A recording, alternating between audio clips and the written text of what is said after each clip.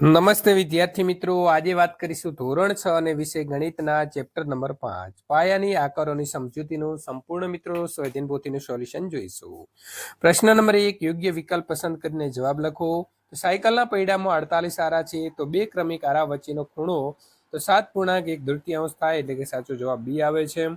પ્રશ્ન નંબર 2, આકૃતિમાં બિંદુ એ ને px પર અને pb બરાબર 2pa થાય તો તે બિંદુ બી પર લઈ જતા ખૂણો બીપીએ નું માપ 45 અંશ જે છે તે મિત્રો થશે.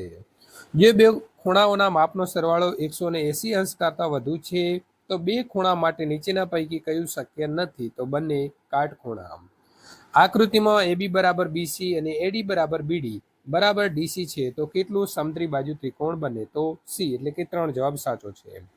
આકૃતિમાં પી ક્યુ અને બીજો ખૂણો આપણને આપ્યો છે આર ક્યુ બરાબર, તો પી ક્યુ જે છે તે રેખાખંડ બરાબર 5 સેન્ટીમીટર અને ક્યુઆર રેખાખંડ બરાબર 5 સેમી. તો અહીં ત્રિકોણ પીક્યુઆર બરાબર શું હોય? તો સમદ્રી બાજુ કાટકોણ ત્રિકોણ હોય, એટલે કે બી આવશે. આકૃતિમાં બનતા ગુરુકોણની સંખ્યા કેટલી છે? તો 4, એટલે કે સી ઓપ્શન સાચો છે. નીચેના પૈકી કઈ આકૃતિ લંબ દ્વિભાજક દર્શાવે છે? તો 2. મિત્રો, ચેનલની અંદર પ્રથમ વખત આવ્યા છો તો સબસ્ક્રાઇબનું બટન દબાવવાનું ભૂલશો નહીં. ખાલી જગ્યા પૂરો 180 અંશ કરતા મોટા અને સંપૂર્ણ કોણ કરતા નાના ખૂણાને પ્રતિબિંબ ખૂણો કહે છે. આકૃતિમાં બિંદુઓ એ બી સી ડી અને ઈ એક જ રેખા ઉપર આવેલા છે. જો એબી બરાબર બીસી અને બીસી બરાબર સીડી બરાબર ડી હોય તો એડી બરાબર એબી પ્લસ કયો રેખાખંડ આવશે? તો બીડી. એડી બરાબર એસી તો કયો આવશે? રેખાખંડ સીડી. રેખાખંડ એ નું મધ્યબિંદુ શું થશે? તો સી થશે અને સી રેખાખંડનું મધ્યબિંદુ ડી થશે. એ બરાબર 4 ગુણ્યા એબી થશે. સરળ કોણ કાટખૂણાઓની સંખ્યા 2 અને સંપૂર્ણ કોણ કાટખૂણાઓની સંખ્યા 4 છે. આકૃતિના આધારે ખાલી જગ્યા પૂરો. તો ખૂણો એઓડી એ મિત્રો કયા પ્રકારનો ખૂણો છે? તો કાટખૂણો છે. સીઓ એ લઘુકોણ અને ખૂણો એઓઈ એ ગુરુકોણ છે. આકૃતિમાં કુલ ખૂણાઓની સંખ્યા કેટલી છે? તો વિદ્યાર્થી મિત્રો 10. ખરા ખોટાની વાત કરીએ તો સમસ્થિતિજ રેખા અને શિરોલંબ રેખા હંમેશા કાટખૂણે છેદે તો સાચું. ખૂણાના ભુજની લંબાઈ વધારતા ખૂણાનું માપ વધે તો ખોટું. જો રેખા પીક્યુ રેખા એન તો પીક્યુ રેખા બરાબર એન તો એ પણ સાચું છે. બે સમાંતર રેખાઓ એકબીજાને કોઈક બિંદુ આગળ છેદે છે તો ખોટું. બે રેખાઓ એકબીજાને બે બિંદુઓમાં છેદી શકે તો ખોટું. આપેલા બે બિંદુઓમાંથી અસંખ્ય રેખાઓ પસાર થઈ શકે તો ખોટું. કોઈ પણ બે ખૂણાઓમાં 5 જ સામાન્ય બિંદુઓ હોઈ શકે તો ખોટું. આપેલા બિંદુમાંથી એક અને માત્ર એક જ રેખા પસાર થાય તો ખોટું. સમબાજુ ત્રિકોણ એ સમદ્રી બાજુ ત્રિકોણ પણ છે તો સાચું. પ્રશ્ન નંબર 4, આકૃતિ 180 અંશ કરતા નાના ખૂણાઓની સંખ્યા જણાવી તેમના નામ લખો. તો મિત્રો 12 ખૂણાઓ એવા બનશે. ખૂણો ડીએબી, ખૂણો ઓબીએ, ઓએસી, ખૂણો ઓસીએ, ખૂણો ઓસીડી, ઓડીસી, ઓએબી અને ઓએઓસી. આગળ વાત કરીએ તો ખૂણો સીઓડી, ડીઓબી, બીએસી અને એસીડી.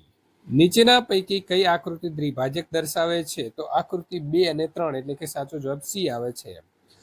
આપેલી મિત્રો માહિતી ઉપરથી દરેક કાટખૂણાના માપ લખો. તો પહેલામાં કાટખૂણો આરટીડબલ્યુ બનશે અને આરટીએસ.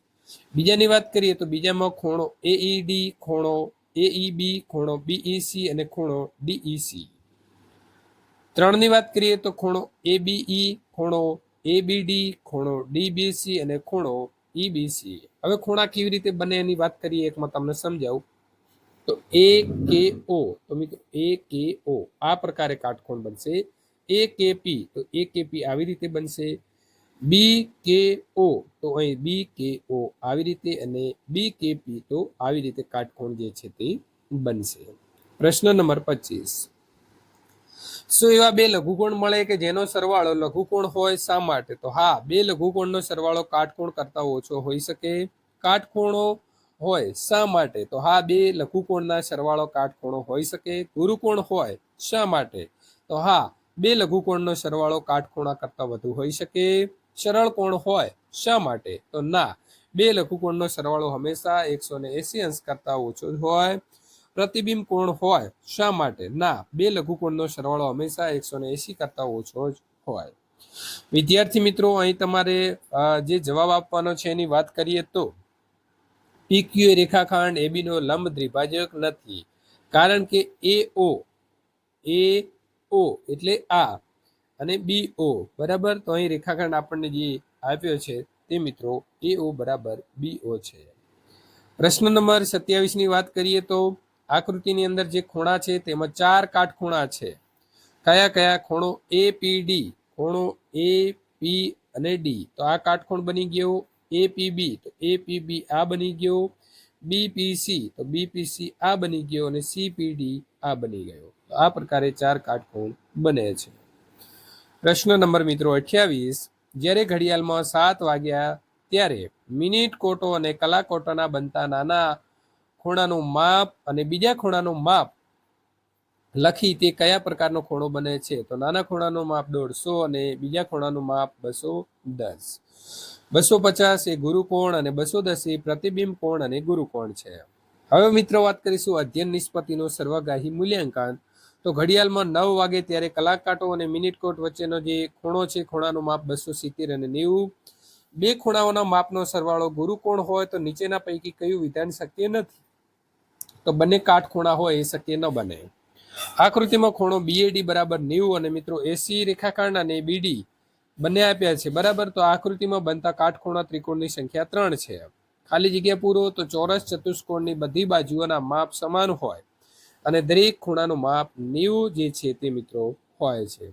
જો ત્રિકોણના દરેક ખૂણાનું માપ 90 કરતા નાનું હોય તો તેને લઘુકોણ ત્રિકોણ કહેવાશે. ત્રિકોણની લાક્ષણિકતા ખૂણો A બરાબર 30, ખૂણો B બરાબર 30, તો ખૂણો C બરાબર 120 થશે, એટલે કે ગુરુકોણ ત્રિકોણ બનશે.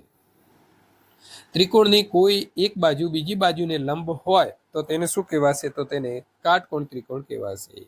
ત્રિકોણના ત્રણેય ખૂણાનું સરખું માપ હોય તો તેને લઘુકોણ ત્રિકોણ કહેવાશે. મિત્રો કારણ આપવાના છે.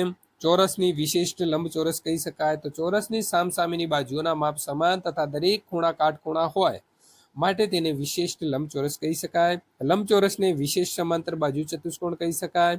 તો લંબચોરસની સામસામેની બાજુ સમાંતર તથા સમાન હોય તે પરથી કહી શકાય કે લંબચોરસ વિશિષ્ટ સમાંતર બાજુ ચતુષ્કોણ છે. તો મિત્રો અહીં સંપૂર્ણ સોલ્યુશન પૂર્ણ થાય છે. આ પ્રકારના સોલ્યુશન મેળવવા માટે નીચે ડિસ્ક્રિપ્શનની અંદર આપેલી લિંક ઉપર ક્લિક કરીને ત્યાંથી મેળવી શકો છો. જો તમને અમારો વિડીયો પસંદ આવ્યો છે તો લાઇકનું બટન દબાવવાનું ભૂલશો નહીં.